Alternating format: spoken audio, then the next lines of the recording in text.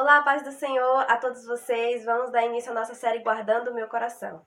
No vídeo anterior eu fiz uma breve introdução falando sobre a nossa vida espiritual e a nossa vida física. E o que é que a nossa vida espiritual e física tem a ver com o nosso coração? Pois é do coração que procede as fontes de vida. Hoje vamos falar sobre um tipo de coração, que é o coração endurecido. Vamos lá?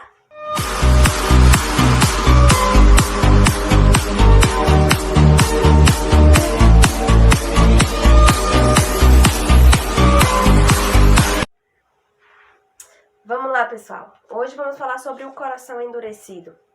Então, existem vários motivos para que o coração seja endurecido, ou o coração duro, ou o coração de pedra, como é citado na palavra. E tem corações que são mais endurecidos do que outros, a depender da circunstância. Um dos motivos são se envolver demais com as coisas do mundo, ou seja, colocar as outras coisas como prioridade no lugar de Deus, ignorar os mandamentos e andar nos caminhos errados, se deixar levar por más influência. Isso deixa o nosso coração tão duro que fazemos com facilidade o que é errado, achando que é tudo normal. Ignorar a voz de Deus. E em alguns casos, Deus endurece o nosso coração, como por exemplo, Faraó, que está lá no livro de Êxodo, capítulo 7, o versículo 3 e 5. Que Faraó, ele se achava um deus, e ele servia a deuses que não falavam, que não ouviam, que não via. E ele achava que só ele poderia mandar, só ele poderia ordenar, que o nosso Deus não era de nada. Mas foi necessário. Deus, ele endureceu o coração daquele faraó. Além dele ser idólatra, ele ainda queria ser idolatrado. Então foi necessário o coração dele ser endurecido para que todos os egípcios soubessem que só Deus é o Senhor. E existem pessoas assim também como o faraó, que é a pessoa que tem dureza no seu coração e anda segundo os seus conselhos. Toda pessoa que tem uma dureza no seu coração anda segundo a sua vontade, os seus conselhos, acham que o seu braço é forte. Eles se distanciam cada vez mais da vontade de Deus, se distanciam cada vez mais da face de Deus, caminhando para o abismo, caminhando para o mal. E a dureza, vamos lá, a dureza do coração também faz com que a pessoa não enxergue os milagres de Deus e entendê-los no seu coração, pois os olhos vê as informações, leva para o coração, mas o coração não consegue se alimentar dessas informações, dos milagres de Deus, da palavra, dos prodígios, das maravilhas que Deus faz, como por exemplo, a viúva de Sarepta. Lá no livro de 1 Reis, capítulo 17, o versículo 24, antes desse versículo, vai falar que ela estava passando por uma dificuldade, havia fome, não havia chuva. Através do ministério de Elias, Deus falara com ela. Falou que não iria acabar a farinha da panela e não iria acabar o azeite da botija.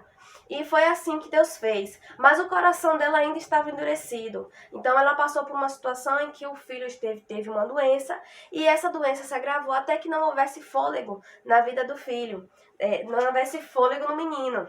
E a palavra do Senhor ela vai dizer assim: agora eu sei que tu é homem de Deus. Agora eu sei que a palavra de Deus é na tua boca. Então foi necessário ela passar por algumas coisas para ela ter certeza de que Deus é na vida de Elias. Então o coração dela estava tão endurecido que ela não conseguiu ver o milagre de Deus desde a primeira vez na vida dela.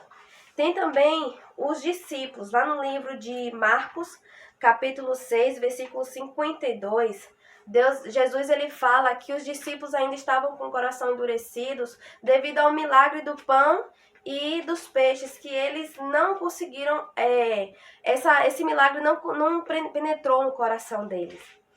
Então, quando eles se assombraram quando viu Jesus caminhando sobre as águas, eles acharam que era um fantasma. Mas se eles tivessem o coração cheio de fé, na certeza que Jesus ele pode operar o impossível diante de tantas maravilhas, de tantos milagres, de cura, libertação, que Jesus já tinha feito naquela época e ainda faz até hoje, se eles tivessem na certeza de que eles estavam caminhando com Jesus, de que Jesus poderia operar qualquer outra coisa, eles não não estariam assombrados, eles não teriam um coração endurecido, mas infelizmente somos nós que deixamos nos levar pelas situações do dia a dia e deixar com que o nosso coração se torne duro, se torne um coração de pedra. O bom, vou trazer uma coisa maravilhosa para a gente hoje, que é a palavra que vamos falar, que é Jeremias 23, capítulo 23, versículo 29, que vai dizer assim: porventura minha palavra não é como fogo, diz o Senhor, e como martelo que esmiuça a pedra?